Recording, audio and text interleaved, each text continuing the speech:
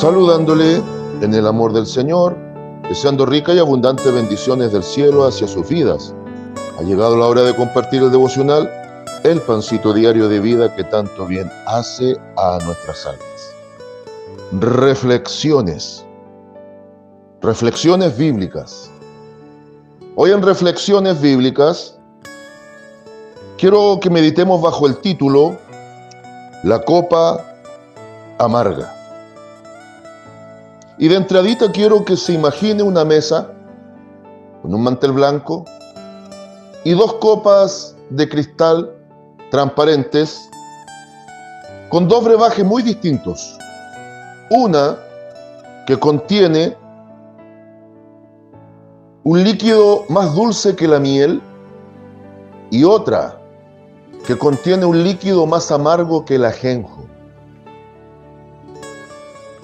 Y frente a una pregunta que voy a hacer, la cual sé la respuesta, pero se la voy a hacer, vamos a entrar en la meditación para reflexionar. Si se le diese la oportunidad de decidir de cuál copa beber, ¿cuál tomaría usted? Y la respuesta se deduce desde la lógica del pensamiento humano. La respuesta se deduce desde nuestra reacción humana frente al dolor o frente al gozo, frente a los conceptos del placer y frente a los conceptos del tormento, frente al gusto por el sabor dulce, frente al gusto del sabor amargo. Lógicamente, si nos dieran a decidir, tomaríamos de la copa con el líquido más dulce que el néctar de la miel. Eso sería lo lógico, eso sería lo común y corriente en la vida del individuo, beber de la copa dulce. Pero ¿qué pasaría si le digo, y en este escenario posicionamos a Dios, que Dios nos lleve, quizás sin capacidad de decidir, porque detrás hay un plan perfecto de Él, a necesariamente beber de la copa del líquido amargo, más amargo que el ajenjo? ¿Cuál sería nuestra reacción al momento de beber de esto? Lógicamente no sería agradable. No es algo natural. No es algo a lo que estemos dispuestos.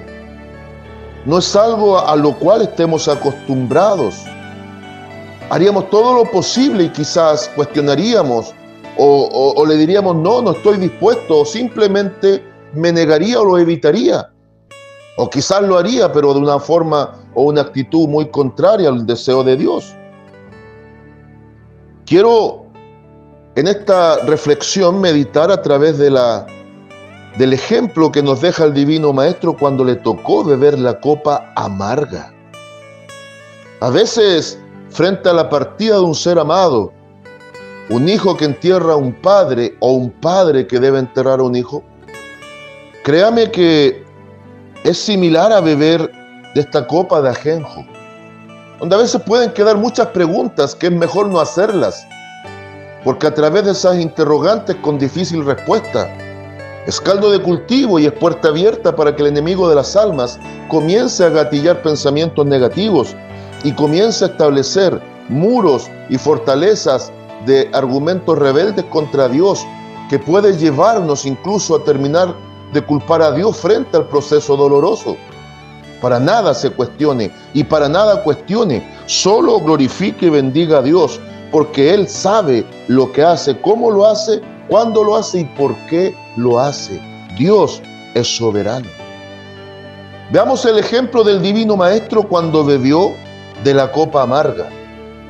Y así como el Maestro la bebió a concho, a fondo, así sus hijos, si le amamos, cuando toca beberla debemos hacerlo también. San Mateo capítulo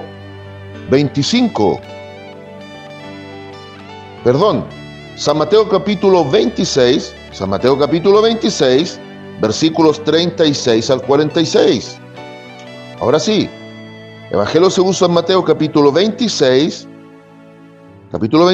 versículos 36 al 46. Voy a leer porque la misma lectura da el contexto. pero el versículo clave es el 42. Entonces, por última vez, Evangelio según San Mateo, capítulo 26, versículos 36 al 46, daré lectura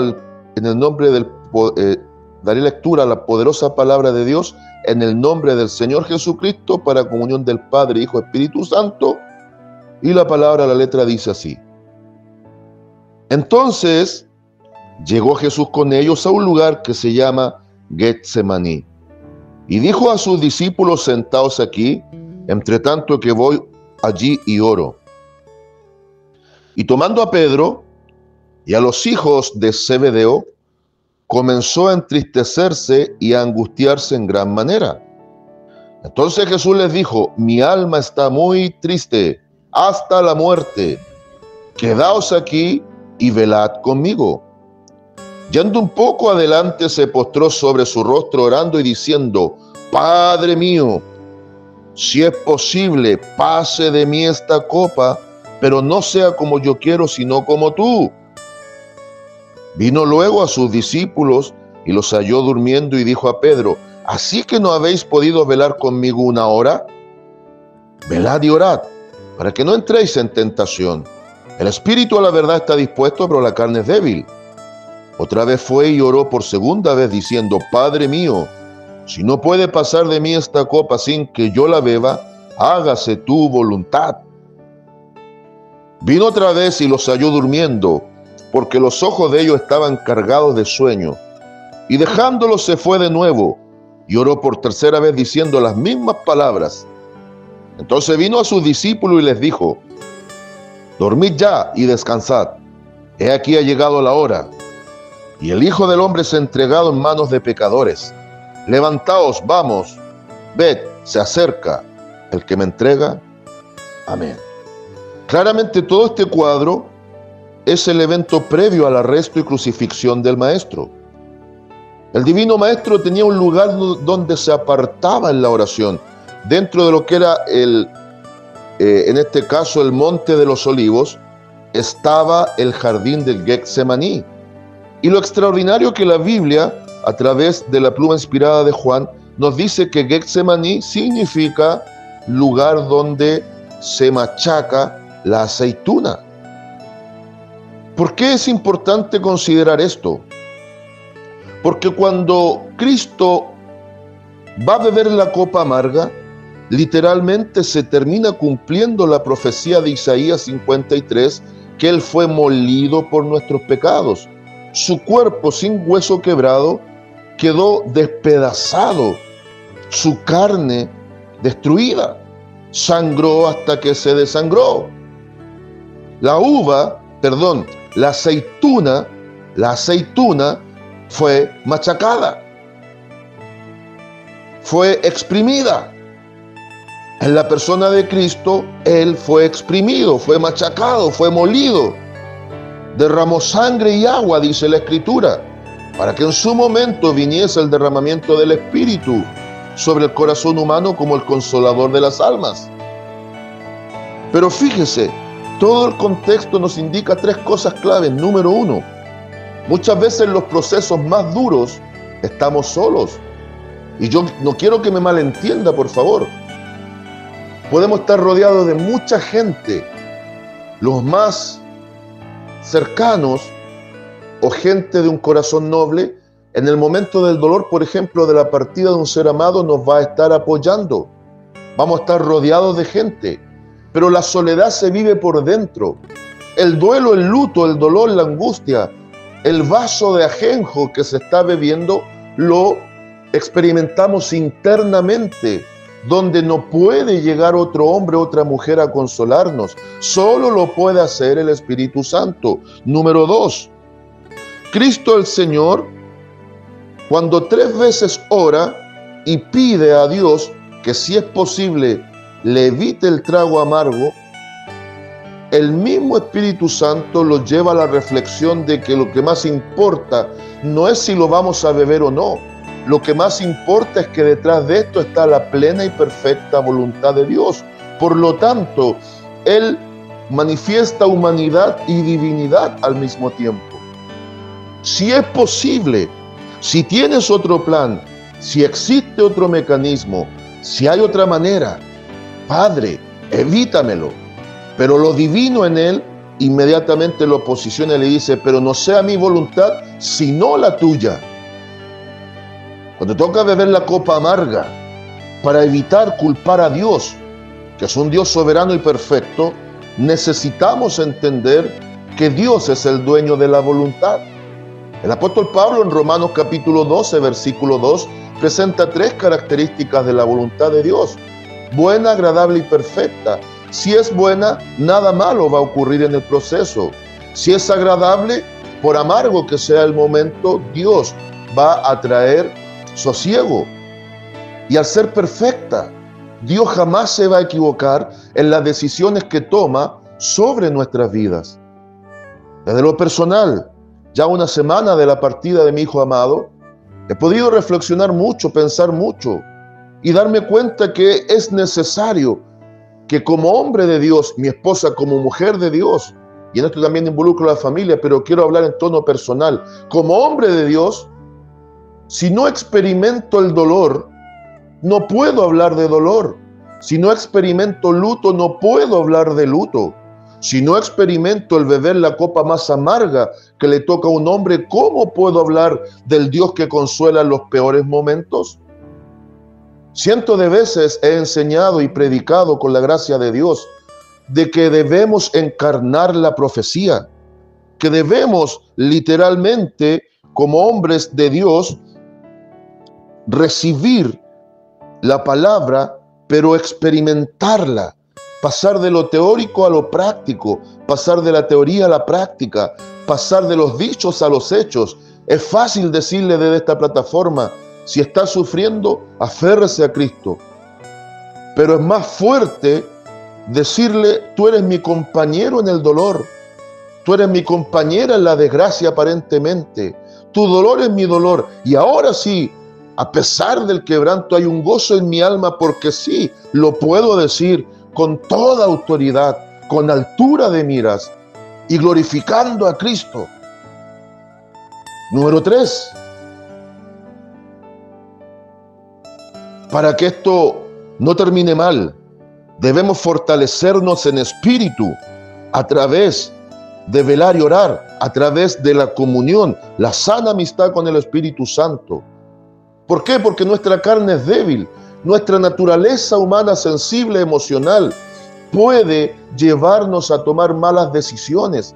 Frente a la copa amarga, con gusto ajenjo, ¿cuánta gente no soporta y se quitan la vida? Frente a esto, ¿cuánta gente cae en terribles cuadros depresivos? ¿Cuánta gente que se ha dicho ser cristiana, frente al beber la copa amarga, retroceden y algunos se alejan y directa o indirectamente culpan a Dios? Por favor, escúchame, compañero en el dolor, compañera en la angustia. No culpes a Dios. Él toma decisiones. Pero el que quiere el dolor y la angustia para el ser humano es Satanás, y que el Señor lo reprenda. Si hay alguien que debe ser culpado cuando viene el dolor, es Satanás, pero también debemos hacernos responsables por nuestras malas decisiones. Mi hijo tuvo la decisión de subirse o no subirse a aquel vehículo en donde le esperó la muerte. Él tomó su decisión, pero quien estuvo detrás de esa decisión fue Dios, y Él tenía un lugar y una hora para llevarse a mi hijo. Es así el hombre, es así la mujer. Debe hacerse cargo de sus decisiones, pero detrás de cada decisión está la soberanía de Dios, que conoce el día de nuestra partida. Pero no debemos cuestionar el plan, aunque no lo entendamos. No debemos cuestionar cuando bebemos la copa amarga el proceso, porque de por sí va a ser doloroso. No debemos cuestionar ni preguntar el por qué, sino que debemos tener la actitud de Cristo con humildad, resignación, decir, si ya no hay otro modo, este es el modo, este es el método. Solo decirle, fortaléceme en espíritu, dame la capacidad de seguir adelante, quizá de una manera diferente, quizá de una manera muy distinta, quizás con una nueva perspectiva, una nueva visión de las cosas. pero que el dolor no sea más grande que el amor, que la angustia no sea más grande que el gozo que da Cristo, que la tristeza que a ratos invade no sea el extintor del fuego del Espíritu Santo. Y ya concluyendo, el ejemplo del Divino Maestro previo a la cruz, previo al arresto, en el lugar de la intimidad, nos muestra que nuestro lugar de intimidad son nuestros pensamientos en nuestra mente, que van a estar rendidos y sujetos a la autoridad del Espíritu Santo en nosotros. Amado compañero y compañera en el dolor y la angustia, le hablo a usted que principalmente es hijo e hija de Dios.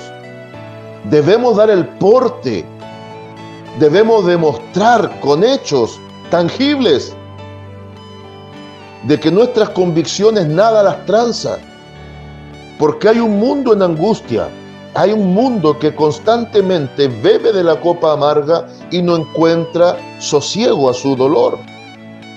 Es por eso que cuando Dios nos permite estos momentos tan trágicos y terribles, en primera instancia, lo que desea Él es que el mundo mire a su iglesia, es que el mundo mire a sus hijos, es que el mundo mire a sus siervos, para que puedan decir, ¿cómo es esto? No lo entiendo. Debiesen estar desesperados, angustiados, quebrados, destruidos, porque Dios les llamó a su presencia un hijo amado. Pero los vemos tranquilos, los vemos en paz, y aún los vemos con una sonrisa en medio del llanto. ¿Cómo es esto?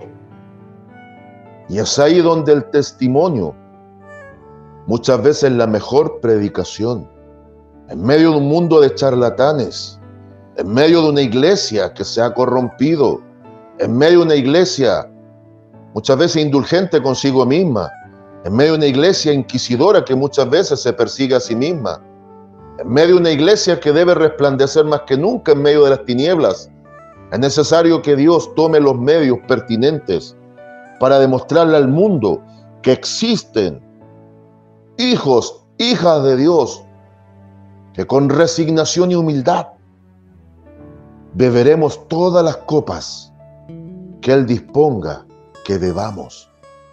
Y en medio del conflicto emocional, poder estar quietos, pasivos, dirigidos y sujetos al Espíritu Santo, pero activos en la actitud de decir, por sobre todo, Cristo reina.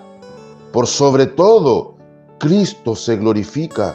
Por sobre todas las cosas, el amor de Dios es el mejor antídoto contra la angustia y el dolor cuando bebemos la copa de ajenjo. Sean mis fraternos saludos y deseo abundante paz, gracia y misericordia desde Longaví a cada uno de ustedes.